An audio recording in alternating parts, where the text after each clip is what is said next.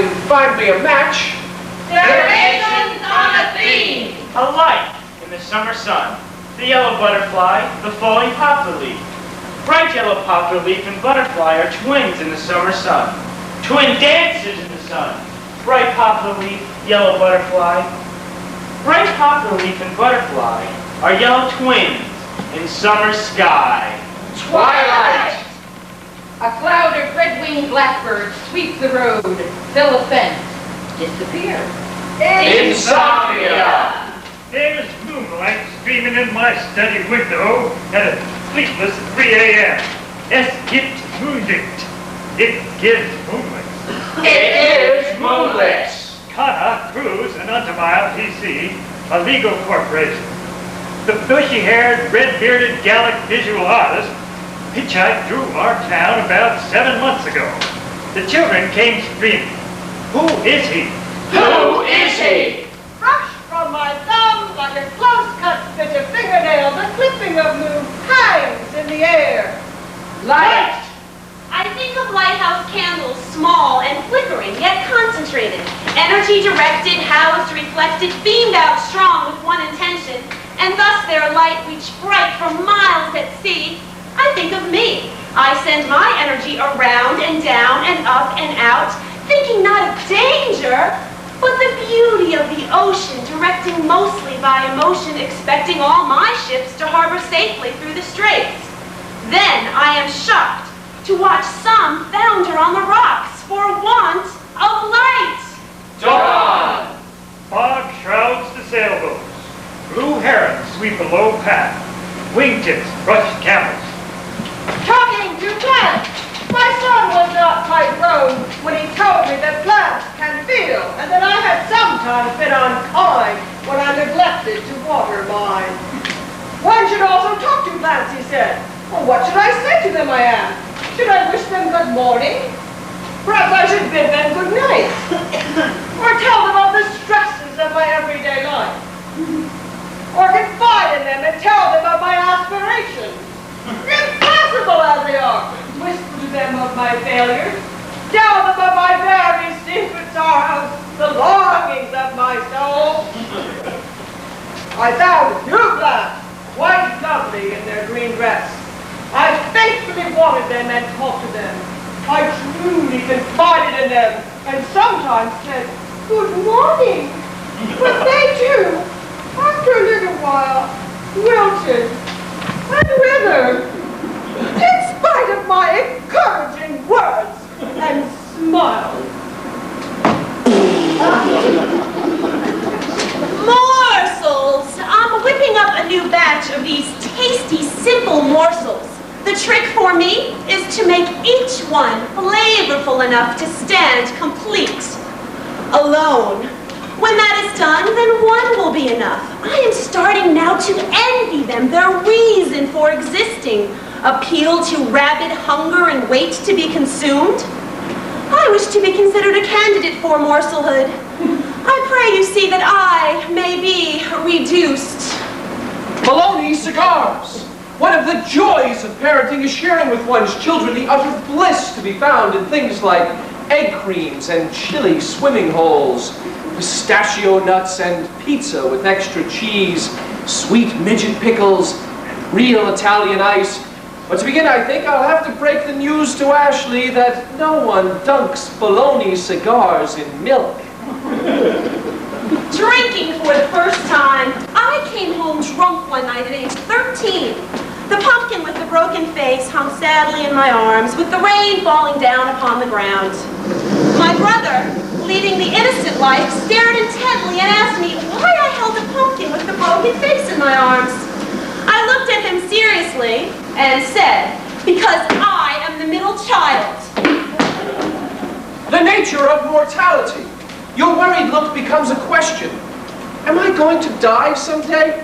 I offer you my most gentle yes, but I say, not for a very long time, not until you are very, very, very old.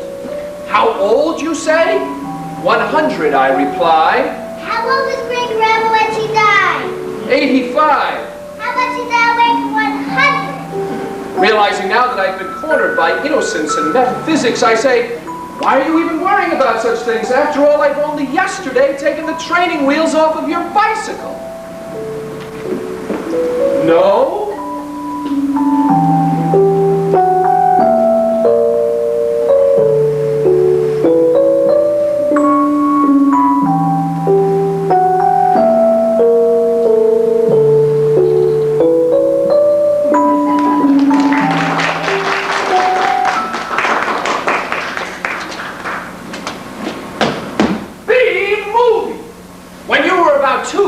During your bath, I tossed you some toys to keep you amused. All at once, you began screaming. Ah! Not a terrible two scream, but a convincing B-movie when the beautiful blonde encounters the monster in her closet or rearview mirror screen. Ah! Your mother rushed in, and in a swoop, fetched the evil from the soap blue water. She's afraid of Barbies with no heads.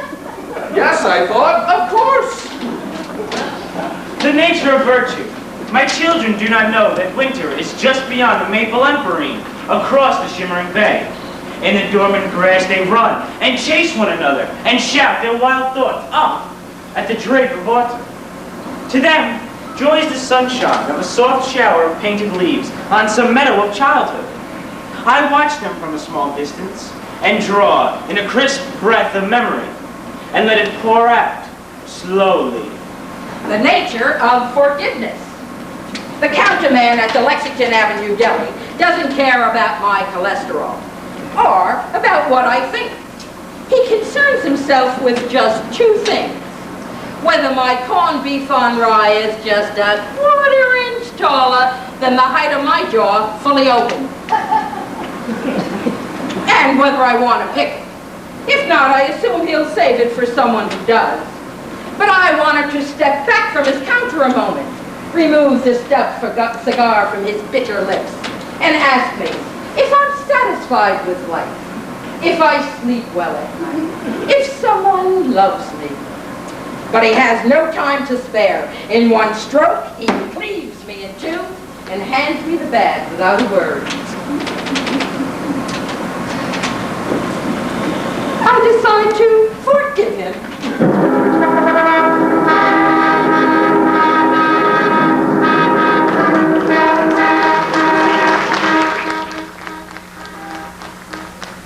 Like a story device. We were fighting over a cab when reason for no reason suddenly took hold of me. Politely then I asked, "Are you going uptown?" Said, "Yes." "Why, yes," in a southern accent, and she got in next to me. We rode up past Carnegie Hill, where boutiques become bodegas, and something weird happened. The taxi driver held us up on her fare. Here we were, this nice, argumentative couple. Later we learned the woman criminal at the wheel had held up the real driver at gunpoint and carjacked his cab.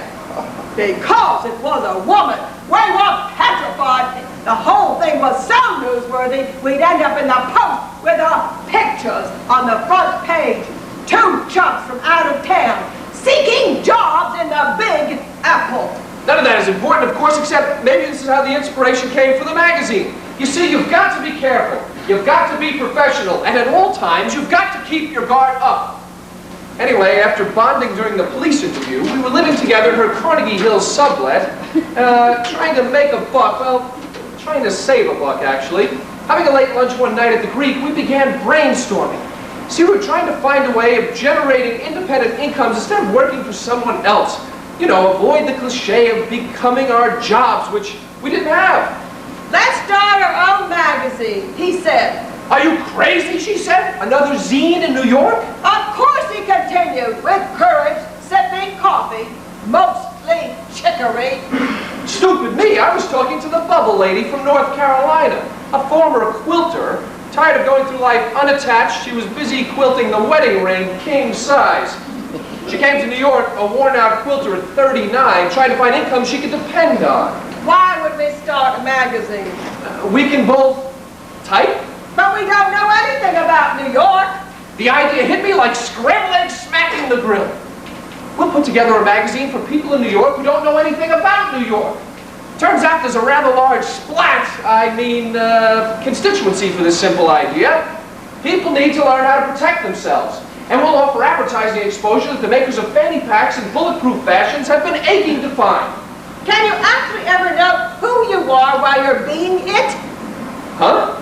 I mean, wouldn't you rather talk about things like that? We're already broke. We might as well try to be brilliant. And that's how the magazine came to be. It's early yet. No one else has arrived. I'm leaning against the bubble lady's desk. A shrine. She's taken a leave of absence. Forever. She's not coming back. At first, the bubble lady was the office playwright. Then one of her plays was actually produced off Broadway. Joseph Papp loved her stuff because he couldn't understand anything she was talking about, and he had a grant for that.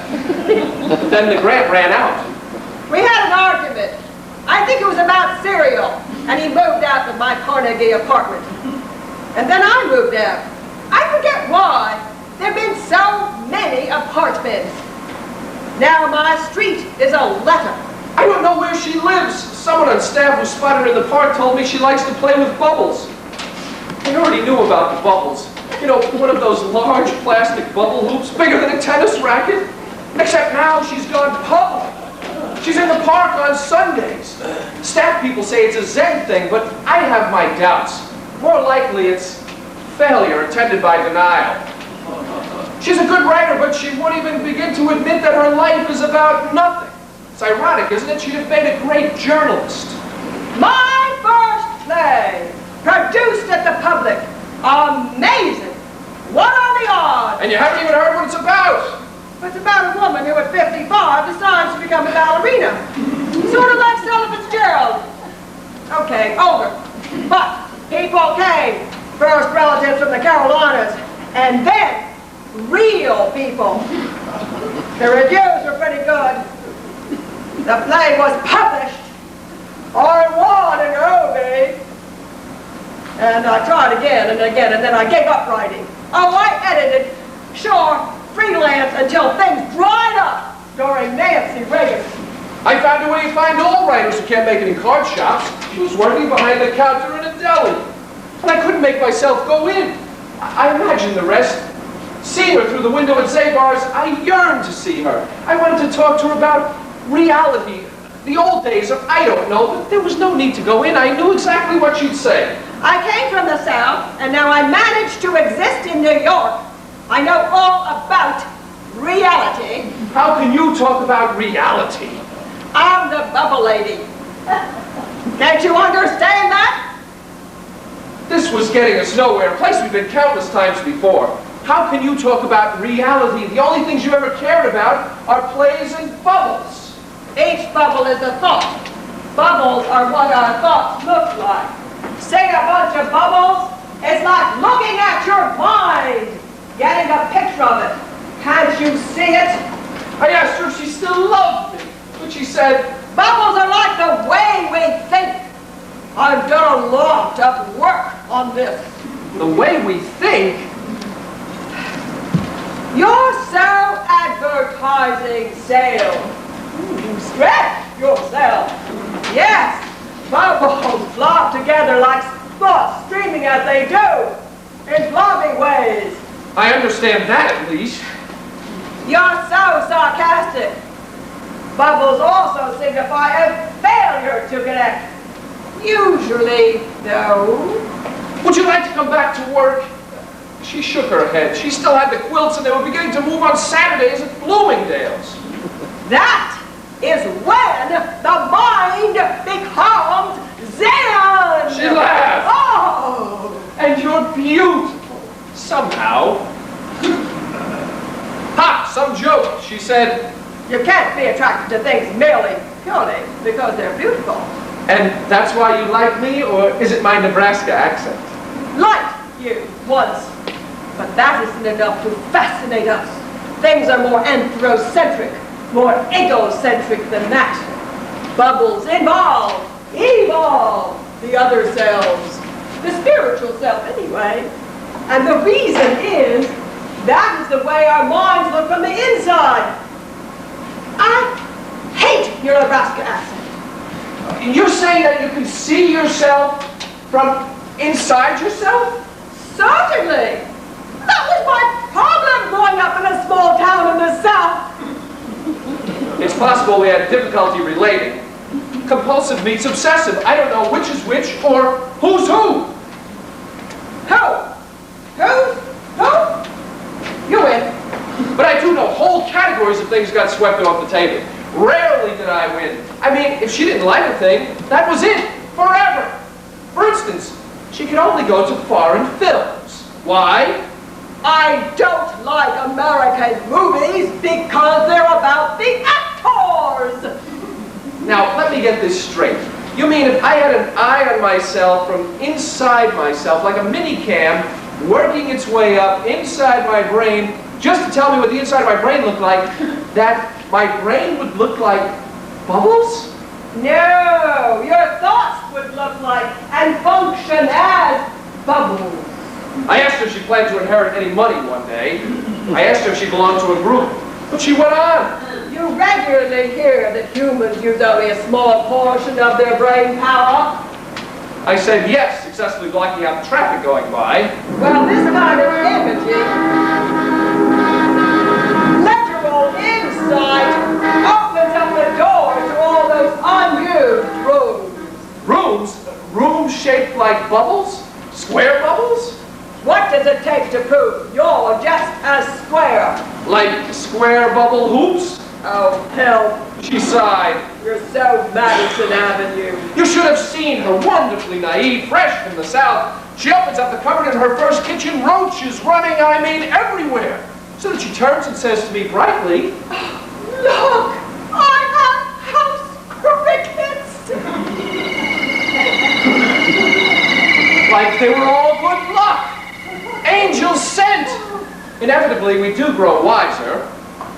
You're so Madison Avenue. Oh, how can you say that? You know how I love music. Let's do Tanglewood. Music works on the brain stem. The brain stem of the primitive human. The brain stem is all you need to enjoy music.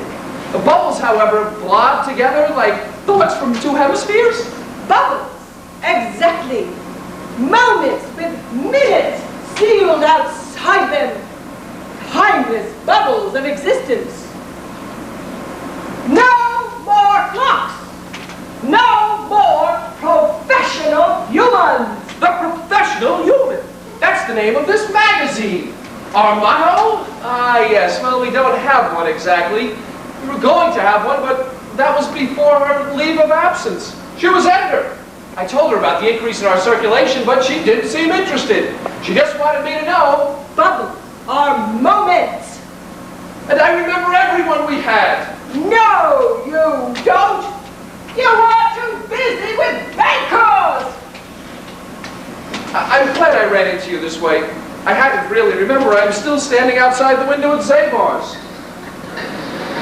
She's so busy making sandwiches, she doesn't see me. You know I can read her mind. Now I can read her lips. You're back. What would you like? Some guy's in there. Some customer type flirting with her, and flirting like mad. Ham on rye, he says. You haven't changed. She says this with a wink. He tells her he has to doubt that. Oh, brother.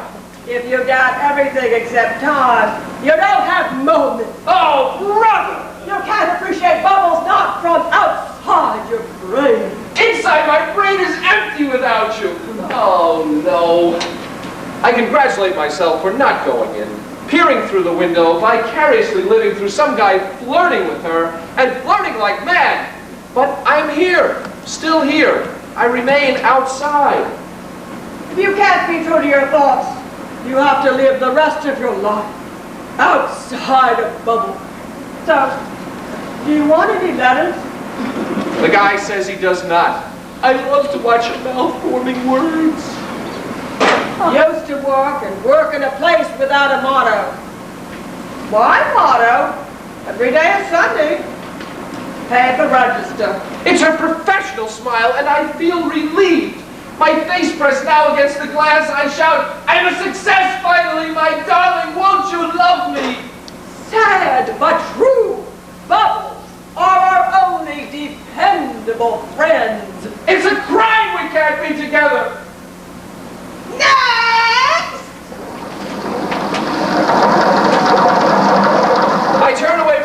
cars. It's raining. I watched two people fighting over a cab. Nevertheless, I decide to walk home.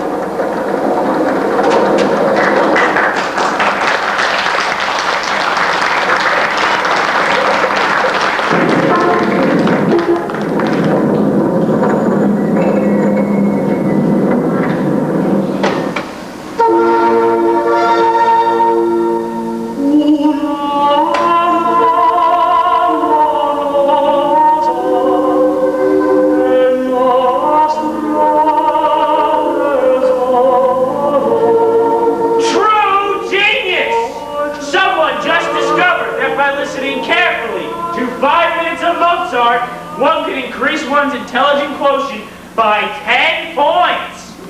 So I thought perhaps, if I were to spend a week listening, I could solve all the world's troubles just before the top of my head blew right off, spewing out hot magma and meteors and Roman candles.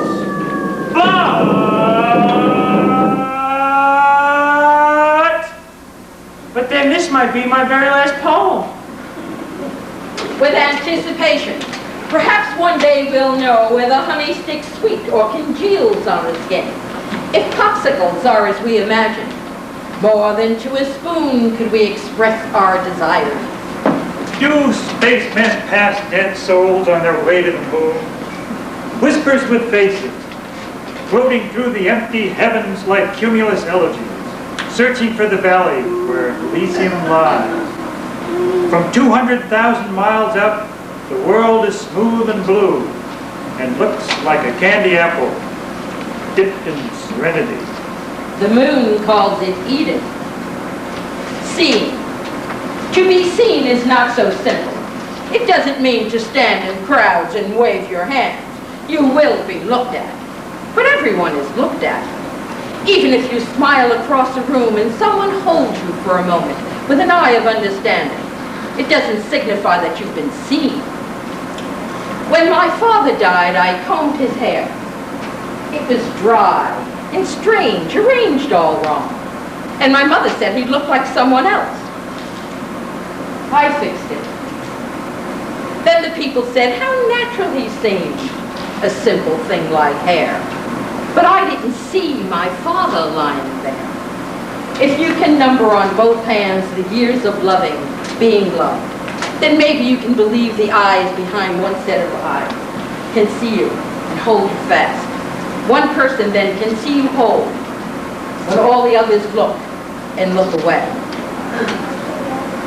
But seeing seems to cancel sight, or knowing it's a trick of light makes us think it's all illusion. Perhaps it is, for what we see as solid isn't there.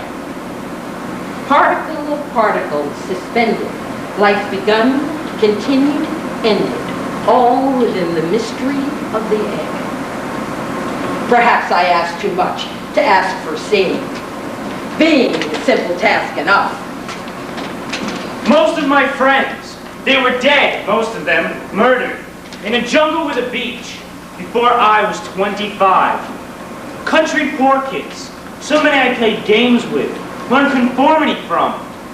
All my peers were pressured to be dead, already dead, long before they could have understood they were alive. The boys who sat in little desks, next to my little desk. The bigger boys who learned to drive and be seen with a girl. The men who knew far more about being boys. Gone. Bolder boys now, more, oh yes, even more violent. See them? See them shrugging? Yo, there are no guarantees. That's why I think it's hard to have an afterlife. Must be harder if you're murdered. All about quiet afterlife, not hunting people. Who hasn't been murdered? Where do murdered people go after the world here has committed suicide? Testosterone! And so they emerge from every home, the huntsmen, bidding farewell to mothers and babies. Laugh they did with joy in their camouflage, and well-oiled boots off into the sacred wilderness to become one with creation, to taste the living air and drink of the autumn sun, painted warriors in the shades of conquest, the ceremonial robes of manhood. And they filled themselves with glorious tales of hunts past, and when their bellies were full enough of ale and anticipation, they thought all at once, let us go now and kill something! Do spacemen pass dead souls on their way to the moon? Whispers with faces floating through the empty heavens, like cumulus elegies searching for the valley where Elysium lies. From 200,000 miles up, the world is smooth and blue and dipped like a candy apple in serenity. The moon calls it Eden. Luna glows like a silver sun. December's bird ceased its havoc in the sky. Night black shines through the Milky Way. I pass sweet mud upon your wound. Orpheus curbs his dark desire. St. Elmo dances darkness dumb. Pluto frees Eurydice. I weep, I weep, I weep, white fire. The healing has begun.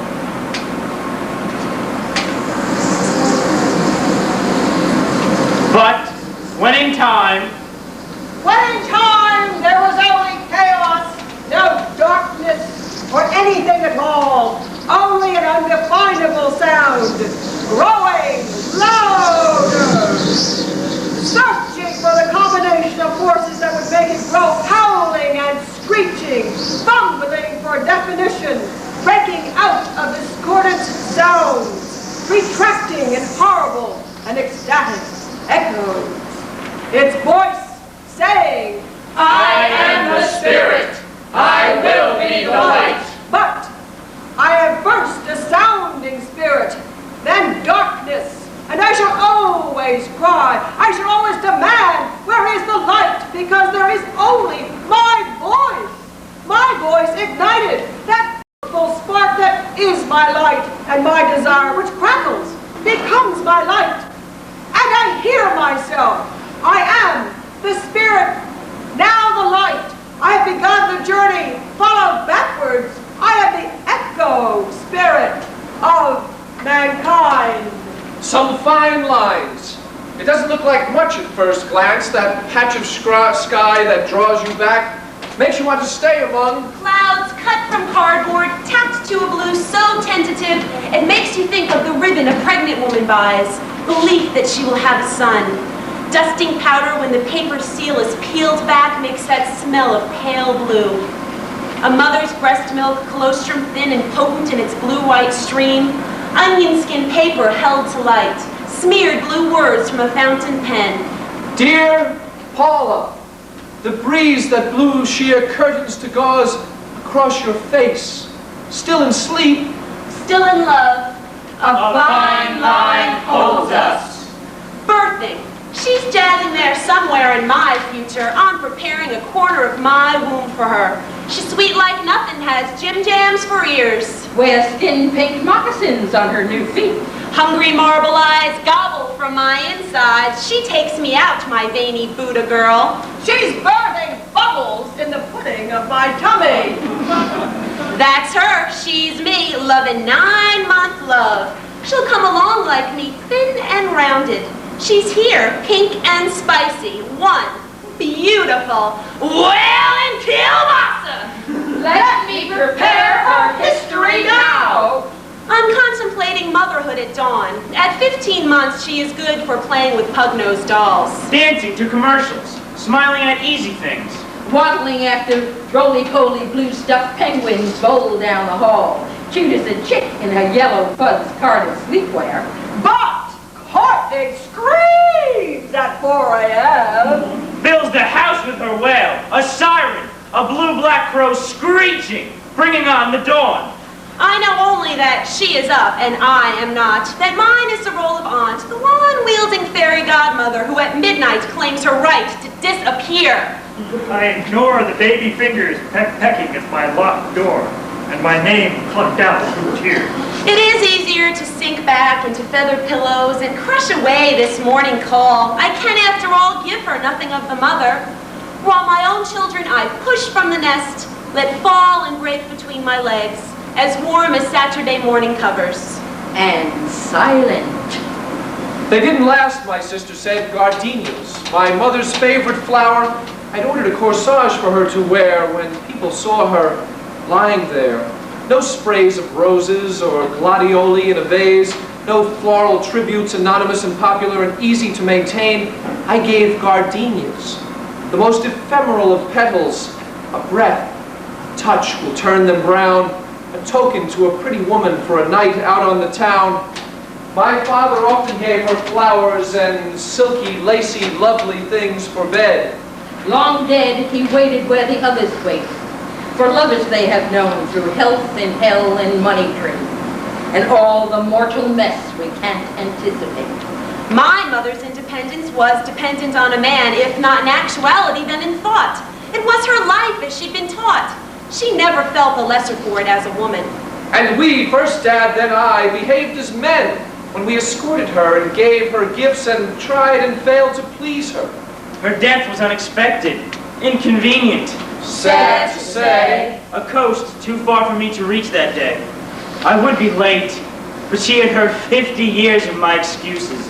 I knew she understood, if no one else. I'd been the absent son and brother many times before. Eventually, I'd see her. She'd be waiting by the door. With no regrets, I let the morbid masquerade go by with all the faceless traffic outside that storefront chapel on a California boulevard. I walked the country lanes where we had walked, beneath new flowering trees, and stood by ancient windmills and the shingled house where ancestors of ours had lived 200 years before. I knelt alone inside a church where we had been together in the now so present past. I sent gardenias, although they are too fragrant and too temporal to last. Well, do spacemen pass dead souls on their way to the moon? Bedtime. They sit on the senior citizens bench, talking to people who lived forever. Sally, who had a stroke at 93, gave up her walker at 96. Mildred, what's her name? 9 children, all 10 pounds or more. Tennis statuette at 8. Or Sly as veins, Tom old Tom. Had to get married. At 94? The conversation always stops there.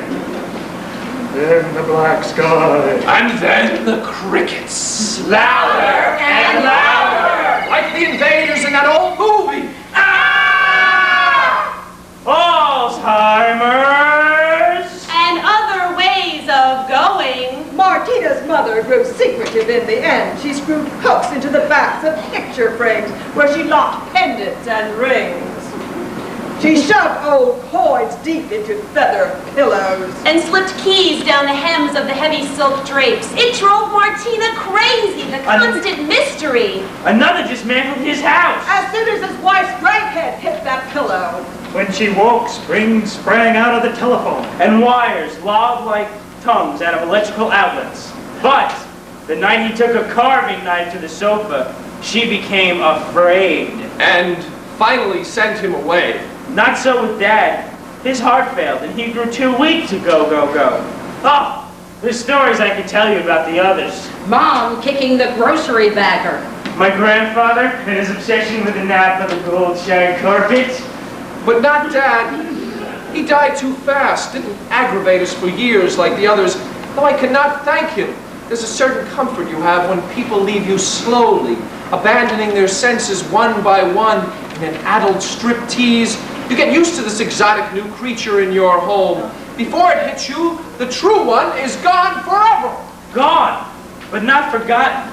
For what a luxury the lunacies are later. It's the ones who die quickly that you can't forgive, the ones who deny you the time for kindness and gracious acts. There I was, hand in midair, saying all the wrong words, and sometimes not even paying attention. Don't you think, had I known, that I would have behaved myself? Don't sneak off, come back, start over, give me a chance to be big-hearted. Yes, let me say the right things.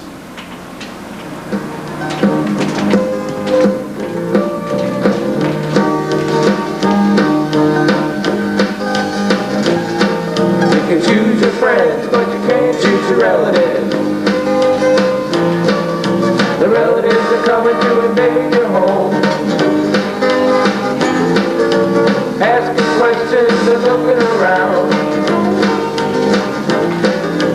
trying to take over your life. Oh, the relatives, oh, the relatives, they're coming tonight.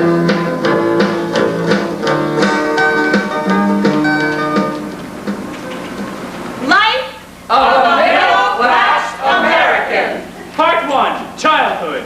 Sleep, breathe, cry, cry, cry, cry, cry, cry, cry, cry. Sleep, eat, cry, cry, cry, cry. Sleep, eat, cry, cry. Listen. Sleep. Eat, listen, cry, listen. Sleep, eat, listen, listen, listen. Sleep, eat, listen, listen. Walk. Fall. Listen, Listen, sleep, eat, listen, listen, walk, fall, listen, sleep, eat, listen, walk, walk. Fall. Listen, sleep. Eat, listen, walk, walk, walk, listen, sleep. Eat, listen, walk, walk, walk, walk, walk, listen, sleep. Eat, listen, walk, walk, walk. Talk. Listen, sleep. Eat, listen, walk, talk, listen, sleep. Dream. Eat, listen, walk, talk, talk. Read. Eat, listen, sleep, dream, talk, listen. Go out. Come home. Cry, listen, sleep. Cry, listen, sleep. Part 2, young man. Eat, go out, listen, come home, read, listen, sleep, dream. Eat, go out, listen, come home, read, listen, sleep, dream. Eat, go out, listen, come home, sleep, dream. Eat, go out, listen, come home, think, sleep, dream. Eat, go out, listen, come home, think, sleep, dream. Go out, listen, come home, think, sleep, dream. Go out, listen, come home, think, sleep, dream. Think, think, think, decide, think, eat, move out. Part 3, manhood. Eat, work, work, work, hope, sleep, dream. Eat, work, work, hope, sleep, dream. Eat, work, work, work, hope, sleep, dream. Eat, work, work, work, hope, sleep, dream. Eat, go out, work, work, work, come home, pray. Pray. Sleep. Sleep, dream. Go out, get married, come home, sleep, eat, go out, work, work, come home. Make children. Part 4, old age. Eat, go out, work, work, work, come home. Plan. Plan. Love. Sleep, get up, sleep, dream. Oh, eat, go out, work, work, work, come home. Plan. And Love. Oh, sleep, get up, sleep, eat, go out, work, work, work, work, work, come home. Eat, go out, work, work, work, work, work, come home. Go out, work, work, work, work, work, work, come home, work, work, work, work, work, work, work, work, work, work, work, work. Pay tuition. Work, work, work, work, Work, work, work. Die.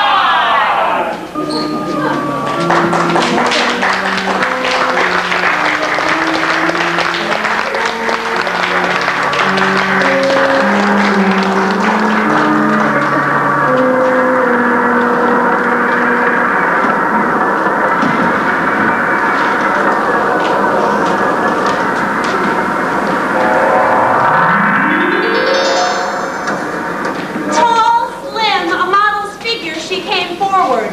Short-cropped blonde hair, dressed in ivory suede waist-length jacket, designer blue jeans, and cowgirl boots. My name is Lisa. I have AIDS. The polished voice broke a routine subway ride. I am trying to get enough money for a hotel room and maybe something to eat. No one paid attention. So get off my train. Came the lofty response. Lisa's clear blue eyes sparkled with life, but the only thing this young beauty seemed to be afflicted with was embarrassment, evident from the red of her face. Humph. Preying on sympathies with a white linen bag for booty collected, change of penance and absolution. Humph. One passenger gave $1. He too noticed how well she looked. Is she for real or is this a con? No homeless person ever looked this good. They're most often dirty and smelly. Lisa was clean, even exquisite. Where is the poem for the homeless in decaying clothes, smelling of rotten flesh? Maybe it's here, praying for some sympathy that they too were once beautiful and elegant. They too began as Lisa, an unbelievable aberration of society. Walking through the cars, she prayed off sympathies, leaving the future more darkened by the shattered image of the poor and homeless.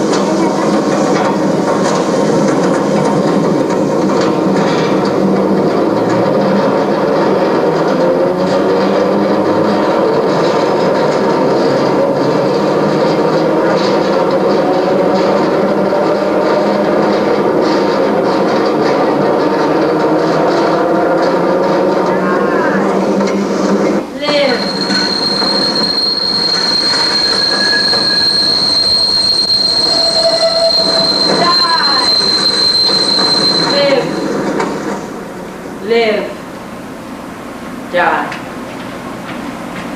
Everyone says that life's a mystery. Well, it isn't. I understand. Life's a mess. Life's like something you stepped in. Doctor people, you'll know. Jobs. Jobs are a mystery, especially getting one. Whenever I have conversations with people, which isn't very often, I gotta tell you, because they're usually too busy with work they should be so lucky enough to have any, I'm reminded that what we do is who we are. Or we're only human once, or we only live once. However that goes. English is my second language. I couldn't pronounce the first. So, since most of us don't know what we're doing most of the time, it makes sense. We don't make sense to ourselves, at least. So that's a mystery? Oh, please. Glad I have a handle on this life's a mystery thing, 'cause it isn't. Most of us are too busy, and hey, too tired to know that life or anything else is a mystery. Dog walkers are a mystery, okay? Dogs in the city actually make more sense than dog walkers. Filthy beasts. Lice and ticks and poopy. Mystery to me is how this life's a mystery stuff got started in the first place. Must have been a poet. Yeah, sure, some homeless. One of them dreamed it up. Someone with time to think about that sort of thing. Yeah. Homeless. I had a house once. Walter used to say I had a touch of the poet, but I don't know. Walter had Alzheimer's. His bills were not poetry. Working is the cure for too much rest. My Walter used to say that all the time. Tending his lettuce in Ronkonkoma. We was retired in Ronkonkoma, you know. We thought, well, we was all set. That, of course, was before everything cost like it does. You going to Coney Island? Yeah. Vera, Vera, Vera. Who's a mystery? That's all God, he says right back at me. What a sense of humor that man made. Rest in peace. He didn't live to hear rap music. And here I am. Vera, in the age of rap. Vera. Who's a Vera anymore? That's a name? How the young look at you, if they look at you at all. So fresh. What they don't know. More scary than the things that they do. Computers. I'd love to run a couple of them things, you want to know the truth. I say, me a secretary. Vera. No. My mother, God rest her, would roll over in her grave. In her day, all secretaries was whores. A good Jew from the Bronx. And now, me, Vera, in the age of rap, is going to be a secretary all of a sudden? An old lady. Don't know how that happened. You want to know the truth? My mom was 10 years younger than I am right now when she died. And I'm going to be a secretary. Can't see, can't type, can't, what you call it? Steno. No. I see all these wavy things now in the corner of my eye. Well, that takes a specialist, don't it? Who has money to waste on them? Can't even read a newspaper. No matter. I miss Dundee. Even the newspapers are written by computers. Me and computers yet. Kill me. So, I thank God every morning, right before I catch the 5:45. These eyes are good enough to clean houses. And Westchester's beautiful. Yeah, sure, I think. Actually, don't see so much of it, you want to know the truth. See the same thing over and over. Same thing everywhere I go.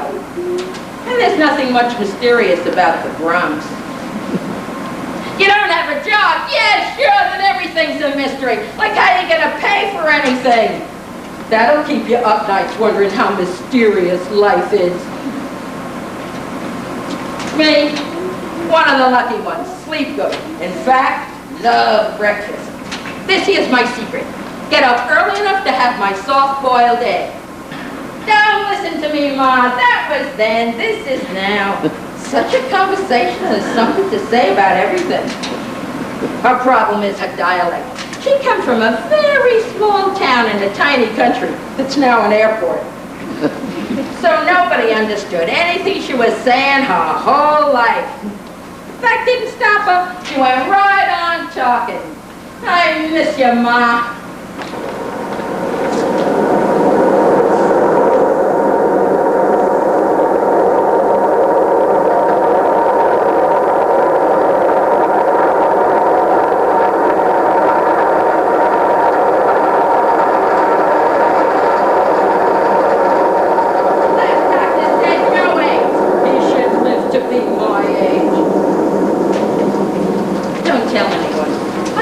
Think he's Jewish. And toast. I love toast. A woman of simple taste. Every morning, right before I catch the D train, I stand on the platform a happy woman, stomach full. I look around at all the people frowning, and the kids playing the French horn. I go right up to them and say, "Go be with an orchestra," or something constructive. Children, throwing away all that talent. And the rest of them trying to make sense of the subway map like it's gonna happen. You know, like when all those people are in from Ohio. Walter always wanted to know, "Vera, my darling, why do you wear a coat? Always. In summer yet." You know, it's always so hot when those Ohio people are here. Must be very warm in Ohio. They're always in shirt sleeves. You know, even when I'm hot, I'm cold. It just comes from growing up in the Bronx, you want to know the truth. Yeah. Mystery's mystery. That's right. I go right up and say, "Go be with an orchestra." After all, there's lots of orchestras in this city. I think I'll go. One day. You know, it's awfully nice being from New York, because you don't have to go anywhere. Like Ohio. Walter.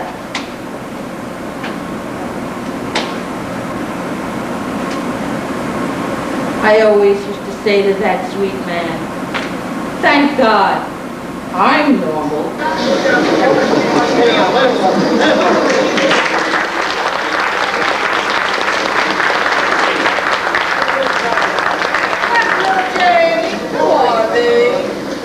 Come to the land to be free. Melting pot sometimes can be hot. Refugee, how are thee? Come to the country to be free. Refugee, would you like to be like me? I ain't free. I am a refugee. A man born of heroes. My father was a strain-hardened man, galvanized by years of train tracks and placards on roadsides which told him what to dream about. He believed in many things which never believed in him. Bishops and board chairmen, and saints and coaches, and souls which played somewhere behind the stars. He saw a world of square holes which demanded corners sharp and smooth, life a closet of gray suits and black wingtips, cleaned, pressed, and polished, ready for the next day and the next, hair never beyond the white collar snug about his neck. He came home each night, shoulders stooped, with the island of Manhattan strapped to his back, and left again each day just as the constellations were dwindling into the distant sunrise. He followed his father, who wore a gold busman's watch in the fore pocket of his threadbare trousers, saved dimes for Dickens and the National Geographic, scanned maps for the lands of promise, and captained green buses along avenues paved with sweat and sorrows, measuring the moments until his debt to hardship was paid in full. The home on the quiet street, the car, the lawn, the rose bushes. And he had followed his father, who was a captain of fine steeds, banished from the sad counties of Erin for loving the jewels of justice by Victoria's brutal henchmen, tossed across the cruel shoulders of the North Atlantic to a brownstone in Harlem, where he hoped his God could recall mercy, and his children could dare to imagine. And now myself, on another island, beside another sea, pouring out words great-grandfather could never fashion. Without God or timepieces, embittered by our Pyrrhic victory, a thrall to a pen, and ever dreaming of Ireland. Reprieve! There was a note under the door today. Don't go away, it said, and I read it over and over, stroking the words with my fingers, feeling alive. The men continue to build. Skeletons rise with rusting crosses like multiple Golgothas as I watch from my window and breathe the shuddering air of their labor. I will see them finished now. I will see them topped out, tall. The thundering stopped, glass covering the rust, and spaces filled with paper, and telephones, typewriters, checkerboard, light, all of it life. I will cry as I do now for knowing how I climbed in search of walls and feared the floorless rooms where people then will stand and never think of falling. Never love a city squirrel. They die, flipped by radials, rotated out of the food chain after eating your peanuts. Spring's first tortoise crushed. Two universes separate power wielders from justice. In New Age brave, old as Cain's mark, bright insects whisked under a moor. Juggernaut, bearing no idol, wait only. New man.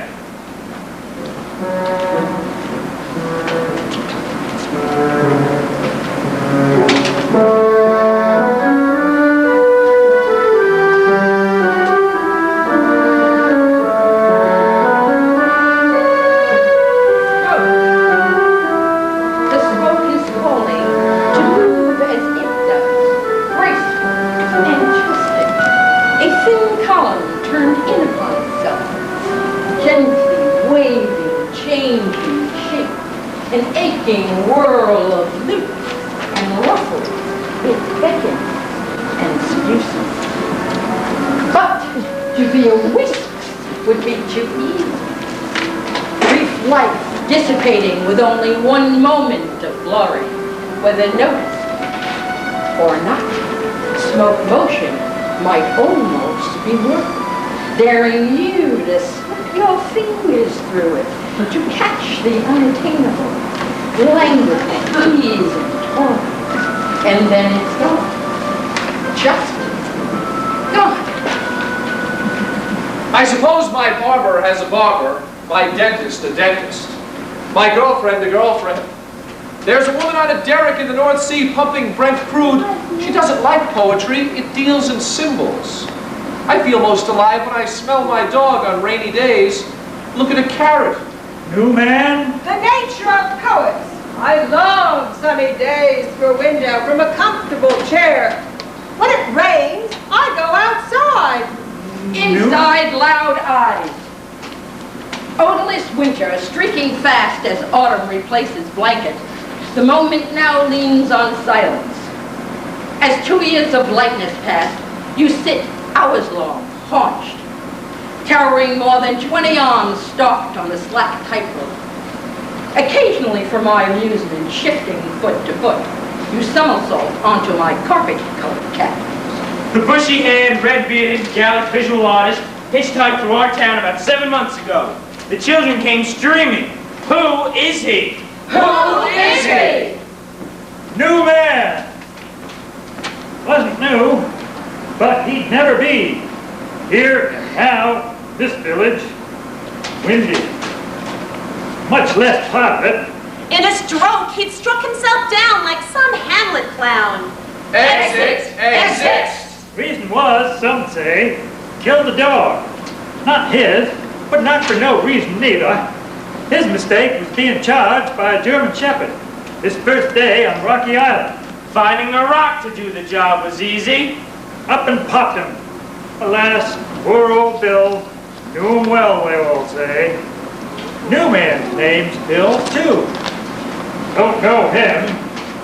Picked himself up, but he's deader than a dog. Old Bill still laying there on the beach, where Bill, feeling like a new man, had been walking his first day and talking to himself. Exist! Himself. Only person he talked to ever again on this island. Windy. He ran out of new moments, plumb 30 years ago now. Minutes only. Exit! His disappearance was the talk of the neighborhood.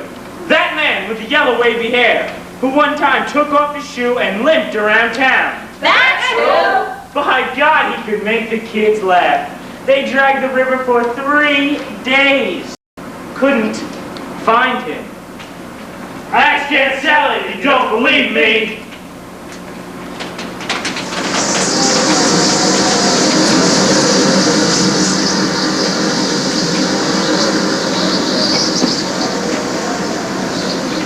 Compression. There is a curdling wrong in a man who dog food his horse. Blood money swallows hard. I had an uncle once. Chopped my dog's head in two with a garden hose. Weeds took over Uncle's heart. Choked him. To death. Compression. Sitting on a cot in a mother's garage that he calls home, a booze-eyed father sat sucking magic from a bottle. He was but an apparition to his dinner-delivering daughter. Compression. I hear that the power of the genie comes from being held in the confines of the lamp.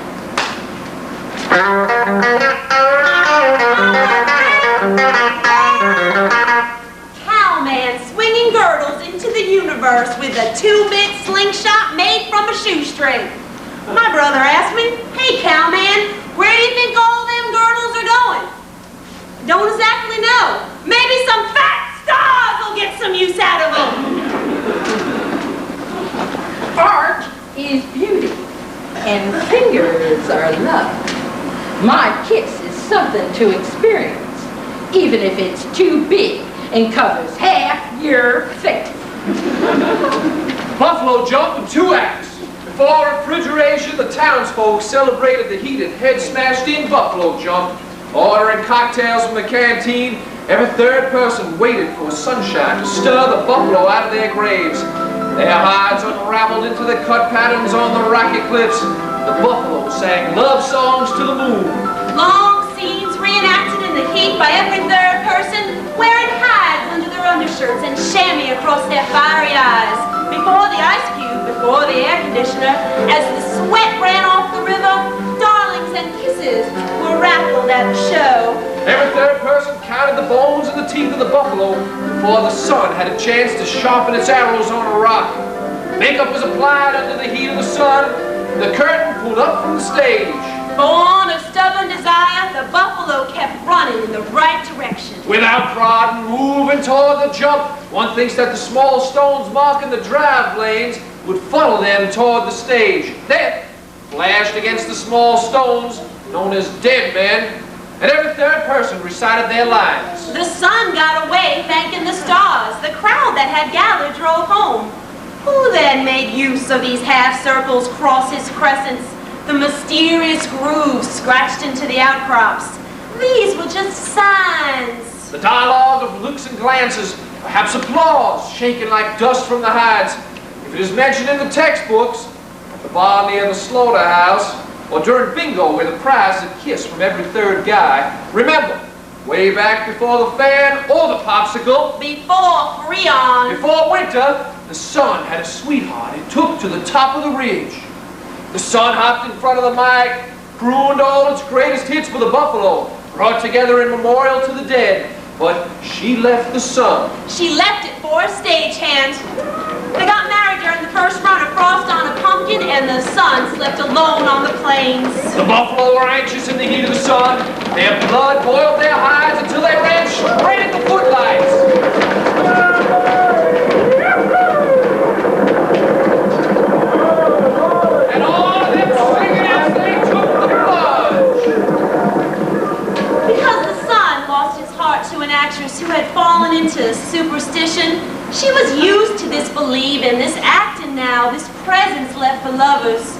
She sang off key, and the sun has risen every morning since. She sang old love songs to retired archaeologists. The sun has sunk beneath the skin of buffalo, and they have driven themselves beyond these cliffs. Reruns, old movie taking you back in time. Oh, but it's pornography in disguise. Someone has figured it out. We are not very wise. Today I killed the paper boy. A moment in sanity. Then I killed the television set in sheer desperation. Sitting still watching the green trees of August wave to and fro in imagined breezes, seeing Whitman on a distant shelf, counting each and every leaf of grass, Tchaikovsky blaring French horns into all of my ears. This morning I killed the preacher, slamming his head into the door to forever, and Marilyn Monroe dripped lust on my shoulder. I had to do it, you know, after all. Sometimes a redwood has to fall so that some lowly weeds can see the sun. Life before TV. In the hours of greenhouses and red hotels, canasta, nasty orange sibling fights, before work allowed parents to come home, to us and the unfed yellow dogs that had no relationship to us, to bald yards, fleshy yards that were not lawns, dusty black cars that couldn't decide if they should still have running boards, sitting on them, rubber melting to thighs, swatting, not yet spraying swarms of mosquitoes, enough critters to bite and bite the backs and legs of all children, allowing our blood to mingle like brothers and sisters. In those nasty green hours, the hope of Somewhere else. Where streets were not paved with brick, where mom did not come home bruised from the office, carbon paper stains on her manhandled floral patterned dress. But Somewhere else. St. Louis, or whatever was out there, Kansas City maybe, was waiting. For what? Golden Hollywood? Silver New York? Places.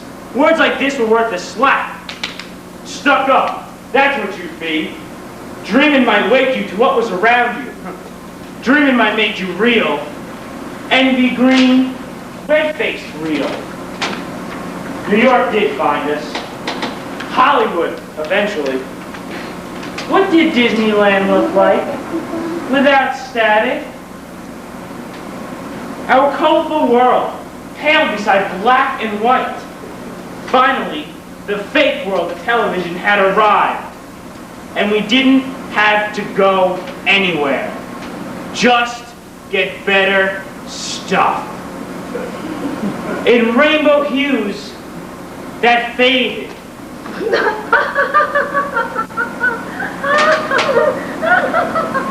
So, we changed and stayed the same. Stupid people who knew what was cool. Why, I hate jobs. Trapped in a classroom, I, as a kid, discovered my job is to hate history. Now I hate my own history. So, sometimes I seek revenge. Words sweet as fire, belying the smoke all around it, blowing and blowing me up into a zeppelin. Why, oh why, do I never learn the limitations of my own hot air? Who's helping me know I'm an all-too human being? I go looking for my hard-to-find lessons like how much bicarbonate went consumed hours only before D-Day. You see, the story of man is the history of war. Endless chapters revealing revenge.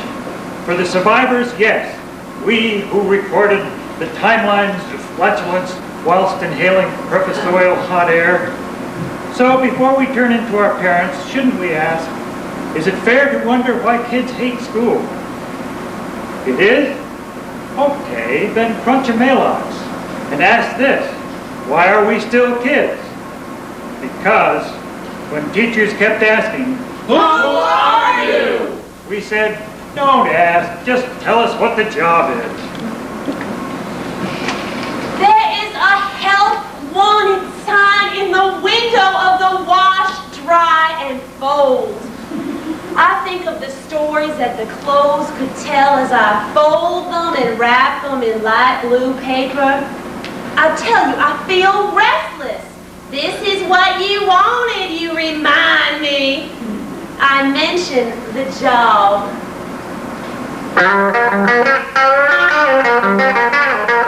You say, You are not touching other people's underwear. I say something like, I might as well since I don't get to touch yours. But it sounds all wrong, and then you say, This is not about folding, this is about us. it's about folding someone else's laundry. There are diseases. I want to take the job anyway, but your words make my stomach turn. I imagine germs coming home with me, jumping onto my skin, diving into the cool, quiet sheets at night. When you were about 2 one evening during your bath, I taught you some toys to keep you amused. All at once you began screaming. A terrible two scream in a convincing B-movie when the beautiful body counts the monster in a closet or a rearview mirror scream. Your mother rushed in, and in a swoop, fetched the evil from the soap blue water. She's afraid of Barbies with no heads.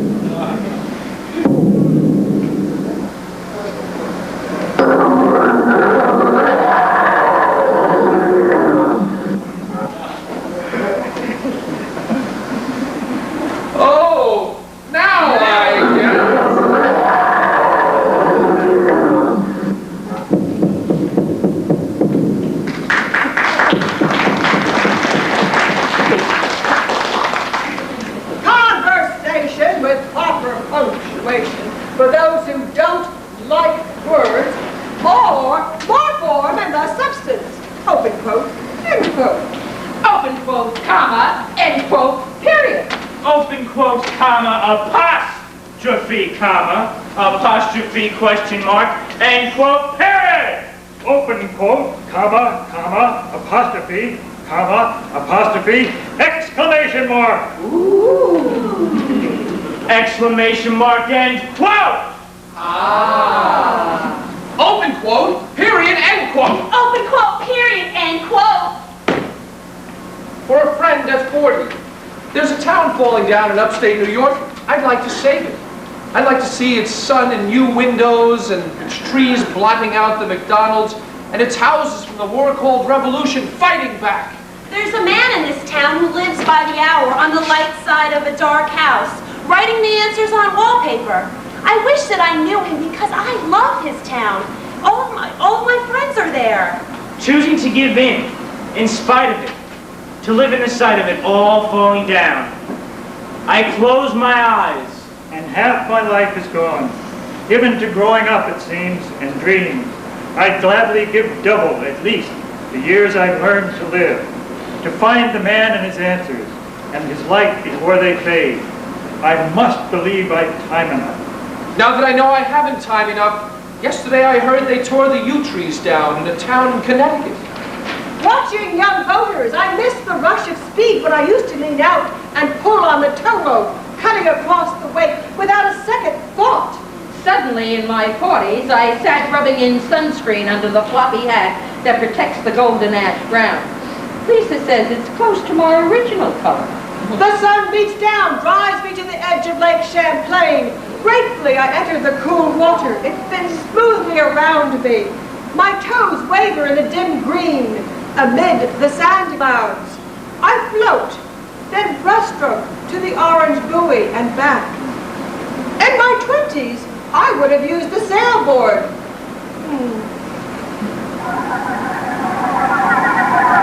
Shelter, island, entry. It takes time to let the island into you, an island woman said. I drop everything for signs. Bike in loops from memory along Route 114, North Haven, Noyak, Sag Harbor, South Ferry Line, until the sun stops short and ducks dive into dusk expressionless. The water's glassy cold, I guess. It pulls and ripples like a quilt, yards and yards of bay, gray, green. But then they say you can't get lost on an island. 6 weeks is not long enough, but we belong here, darling, finally I say, to your faraway eyes in the city, which already know. Don't know! Cloudless, no need for a lining, bay, sparkling, happy. Can write, paint, no. Don't know. Can't do, so, do anything. Never this happy, sappy. Verse gives me gas. Ah, at last, unhappy. There is a God. Sunny, season of the mind is over. Silly season next. First day of spring, intellectuals grit their teeth. Funny? No, summer is serious. Very cloudless. The age of vigilance? Summer. Shadows. Come not now from the empty sky, but from people. Oh, cloudless people. Many, very people. Who do anything. Who don't know. So, you're going to spend the season in a resort community. Good for you. Did you say Shelter Island? Wait, are you sure you're prepared? You know how to behave? God forbid you should spend all that money only to be mistaken for a local. Before you head east, memorize the prices of every single thing you buy in all the places you regularly shop. That way, whenever you have to purchase an item in one of the local stores, you'll be able to hold it under the nose of the clerk. That's right. Let her know how much less you pay where you come from. Refer to the locals as you people and compose a list of conversational questions such as, what do you people do here all winter? And, why can't you people do your shopping during the week? And of course, You people are all related, aren't you? there will be lines everywhere. Just cut them. You're on vacation. Your time is too valuable to waste waiting in line behind those people who have had, now let's face it, the whole winter to take care of their business. it's all right to ignore local laws. After all, you're not a local. Those laws don't apply to you. Don't buy a beach sticker for your rear bumper. Simply back your car into the parking space. No one will notice. If you don't have a pet, get one. When the summer's over, just leave it behind. One of the local do-gooders will take care of it. If you have children, arrange for one of the local teenage girls to come in every afternoon to babysit. Let your summer friends save the price of a sitter by dropping their kids at your house. Remember, don't pay the sitter, house cleaner, or yard man on a daily basis.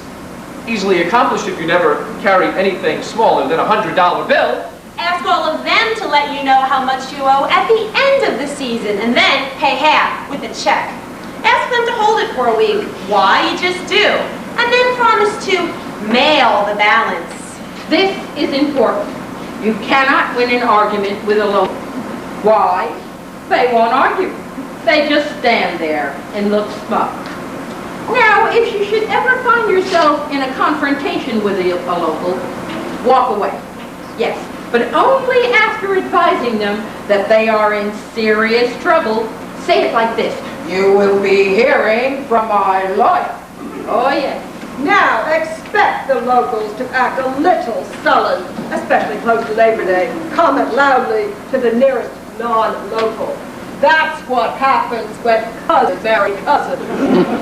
On Labor Day weekend, you'll be much too busy packing up at the last minute, so bypass the dumps, unless you're dropping off the cat. And deposit your summer's accumulation of trash beside that can in the post office. Oh yes, save the contents of the car ashtrays for dumping in the street. While sitting on the ferry line is good, constructive use of otherwise wasted time waiting online. Most summer people move in and out of a community without making waves or enemies, so the locals, thank goodness, were the best, worst summer people who were really able to make their temporary presence felt. Yes, those are the summer people the locals remember and talk about for months after they're gone.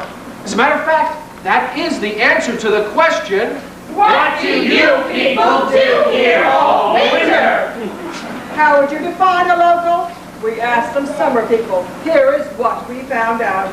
A local is a person who never uses street names. When a tourist asks directions, a local speaks in localese. Go past where the old hotel burned down. Yeah, and turn at the place where the road always floods. Then stop before you get to where the twins flipped their car. Can't miss it. A local person never knows the date. That's why they're always asking each other, Is it Labor Day yet? A local is seldom impressed by a visitor's status, title, or bank account. What to do, what to do. A mention on the Forbes 500 may ensure some VIPs a special table at the Russian tea room, But not at Bob's or Chick's. If Donald Trump and V. Marla were to show up at one of these establishments without a reservation, flashing a $20 bribe, the local waitress would more than likely respond, Hey, Donnie, hon, you want change? Go to a bank. I ain't no automatic teller machine. A local can interpret the hand signals of the person who is waving them onto the ferry, even when both hands are pointing simultaneously in opposite directions. A local also knows that To the left! To the left! To the left! spoken, shouted, and screamed by that person probably has no political significance. A local is a person who goes to the beach, counts half a dozen other people spaced across a quarter mile of shorefront, and then complains, This place is getting crowded, it's called the island! to a local, 6 acres divided by 3 houses equals Levittown! Hold it. finally, a local drives down to the ferry. not to wait on the mile-long line Sunday evening, But to park in the lot near the gates to the ferry, just to look at the mile-long line. and grin. On Labor Day, a local grins and waves.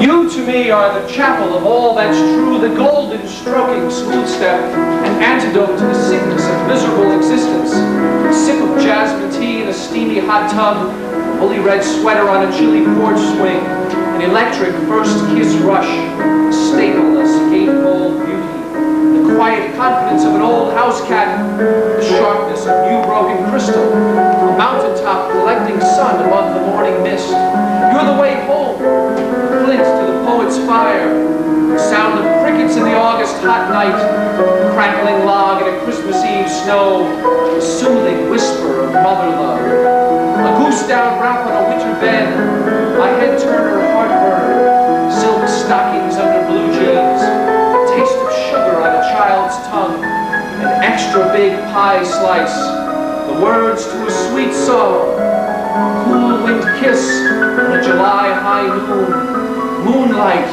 through bare treetops, my forever dream in a jeweled box.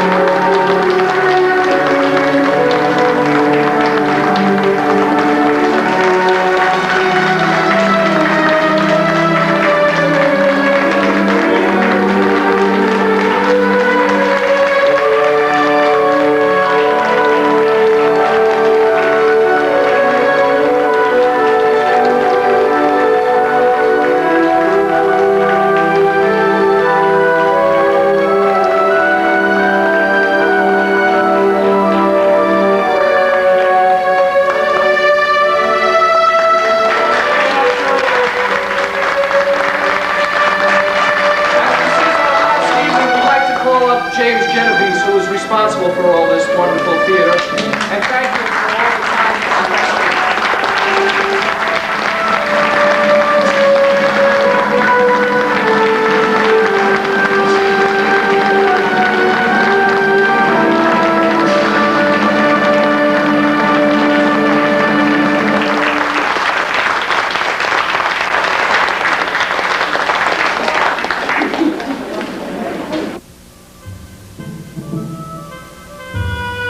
Thank you.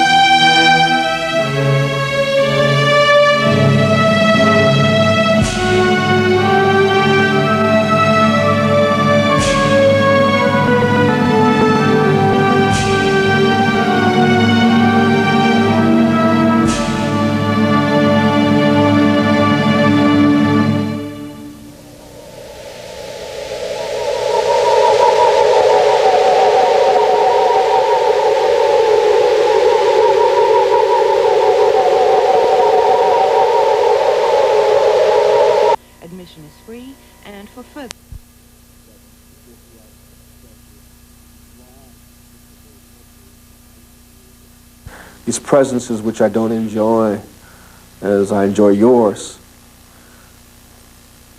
are still somehow present, you know, Derrida notwithstanding, that they have a force in my life. They have an authority that they lend to my craft. They have a living flesh they can add to my own. And it's a magical belief. It's a primitive religion. But it's something for me as a poet that's crucial. I'm going to end with this last piece. It's a story for me of renewal, of regeneration, and of reconciliation, finally of resurrection. Not of the body, but of the spirit. The spirit of poetry, the spirit of compassion, the spirit of pity in the universe. The legend.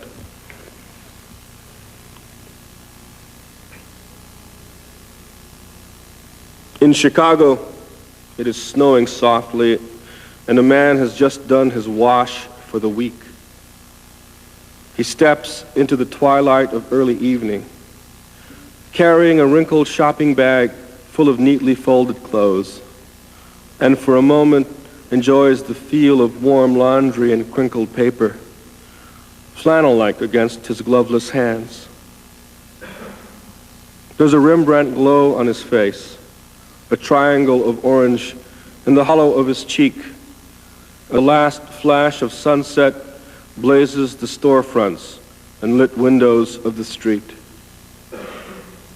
He is Asian, Thai or Vietnamese, and very skinny, dressed as one of the poor in rumpled suit pants and a plaid mackinaw, dingy and too large.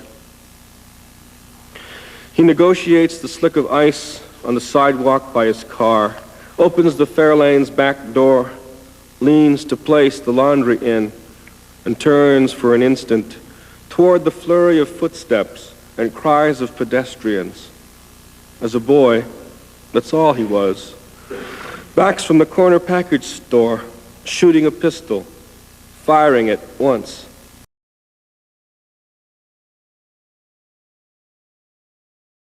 At the dumbfounded man who falls forward, grabbing at his chest. A few sounds escape from his mouth, a babbling no one understands, as people surround him, bewildered at his speech. The noises he makes are nothing to them. The boy has gone, lost in the light array of foot traffic, dappling the snow with fresh prints. Tonight, I read about Descartes' grand courage to doubt everything except his own miraculous existence. And I feel so distinct from the wounded man lying on the concrete. I am ashamed. Let the night sky cover him as he dies. Let the weaver girl cross the bridge of heaven and take up his cold hands.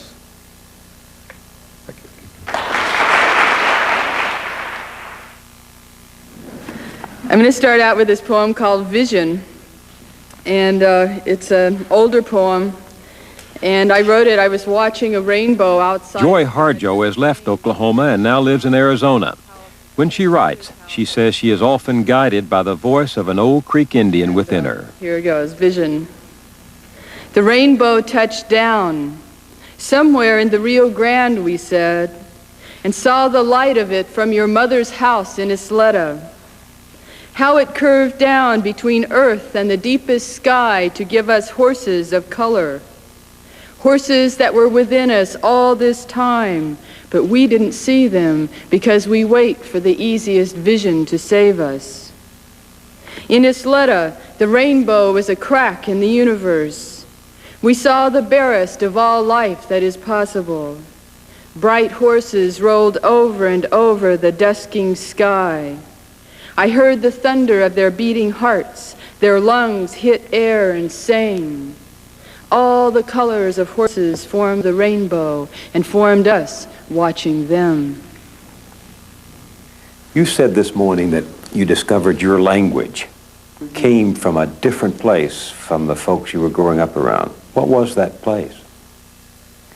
Well, I guess you would call it a mythic place. That mythic place, that river, I suppose ultimately that is within all of us. And it's tapped by the artists. I mean, you could hear it today, you know, at the performance. You know, you can hear people pulling into that incredible, rich source. You said that when you write, an old Creek Indian enters the room and stands over you. Is that right? Sometimes. I think my muse, you know, what you call the muse, takes different forms, and I felt this presence. Do you ever feel the presence of ancestors, of grandparents or great-grandparents, identifiable? Oh, sure I do. I mean, you might think I'm crazy. Oh, no. But I think, no, that I don't care. That's all right. But I feel the presence of those other worlds which interact. I mean, I have a sense of all those worlds being very viable and very, very alive. And what happens in a poem, you know, it didn't happen in the beginning, because in the beginning when I was writing poetry, a poem had definite limits. You know, a poem had, I started out knowing definitely what I wanted to begin and end with, or one particular image that I wanted to stay with. And since then, I feel like my poems have become travels into that other space. Well, I certainly can see many worlds in your poems, different worlds.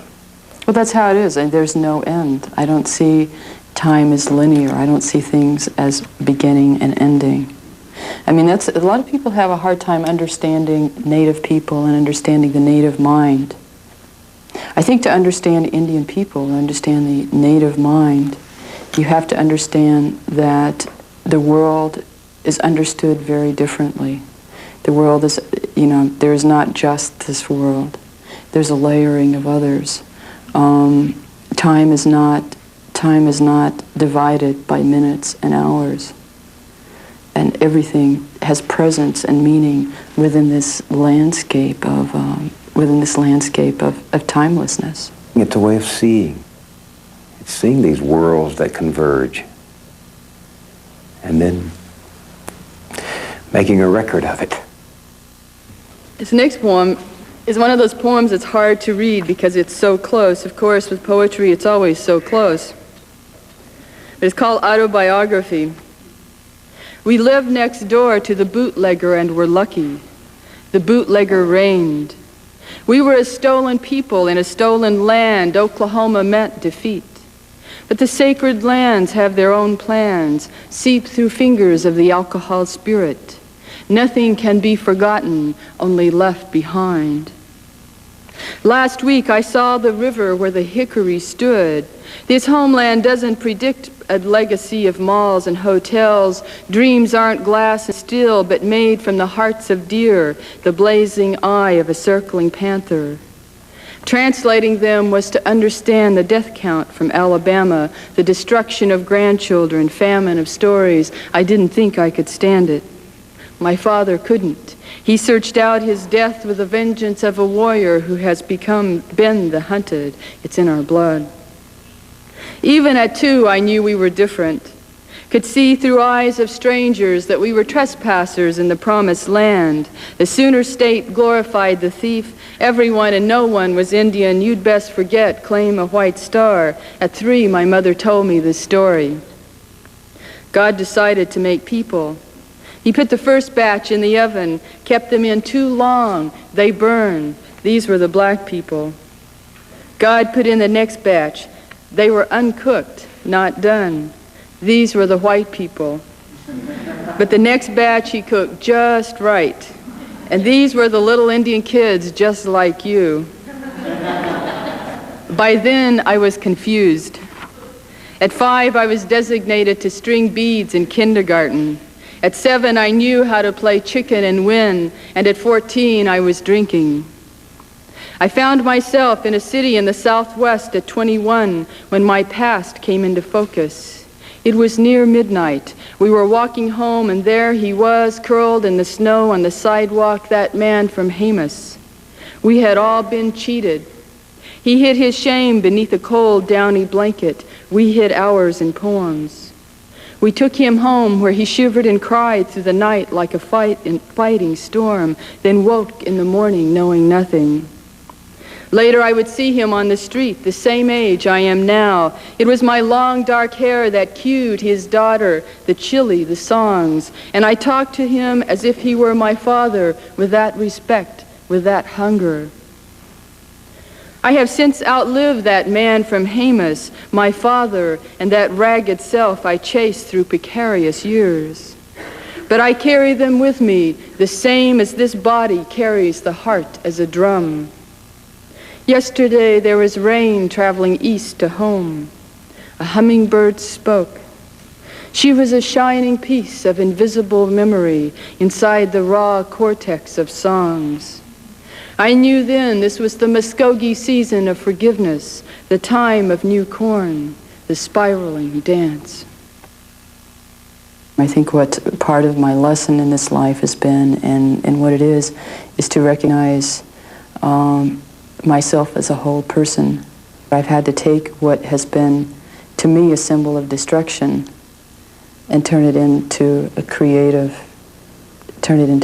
fodder, so to speak.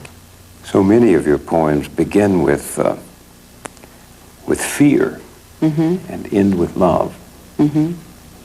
Would you read this one for me? I Give You Back. Okay. Such a beautiful poem. What I'm touching on in this poem is a fear that includes generations of warfare, generations of slaughter, massacre, and I'm thinking especially in terms of America. Read it. Okay, I give you back. I release you, my beautiful and terrible fear, I release you. You are my beloved and hated twin, but now I don't know you as myself. I release you with all the pain I would know at the death of my children. You are not my blood anymore. I give you back to the soldiers who burned down my home, beheaded my children, raped and sodomized my brothers and sisters. I give you back to those who stole the food from our plates when we were starving.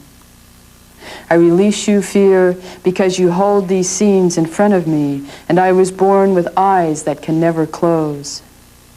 I release you, fear, so you can no longer keep me naked and frozen in the winter or smothered under blankets in the summer. I release you, I release you, I release you, I release you.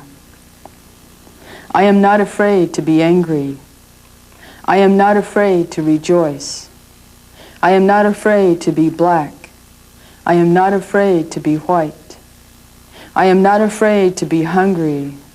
I am not afraid to be full. I am not afraid to be hated. I am not afraid to be loved, to be loved, to be loved. Fear. Oh, you have choked me, but I gave you the leash. You have gutted me, but I gave you the knife.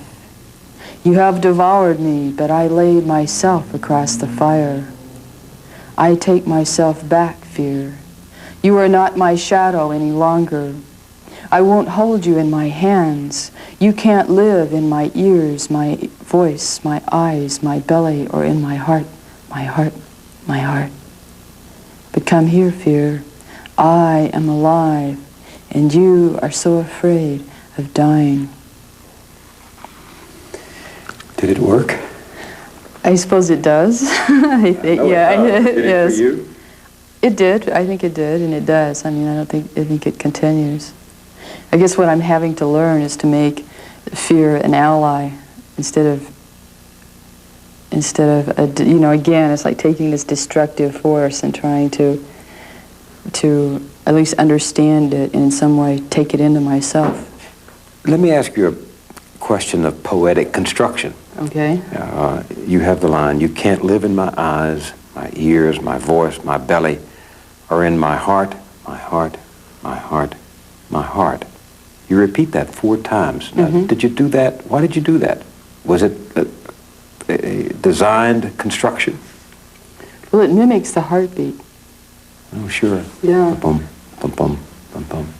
And I don't know if I did it consciously. I mean, now I can look at it and say, well, that's what it does. But I don't know what other poets will tell you, but you don't always know what you're doing. Why do horses keep appearing in your poems? They're everywhere. Wonderful horses of all shapes and sizes. Well, they showed up.